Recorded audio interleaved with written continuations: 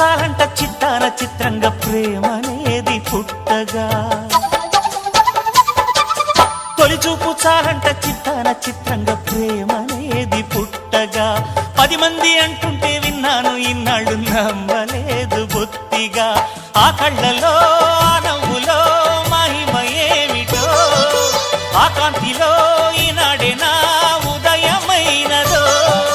మదిసీమలో ఇన్ని మరుమల్లే గంధాలు, మునుపెన్నడు లేని మృదువైన గానాలు, మొదటి బలపు కథలు తెలుపు గేయమై తీయగా, స్వరములు పాడగా ఏ స్వప్నలోకాల సౌందర్య రాశి నా ముందుకొచ్చింది కనువిందు చేసి.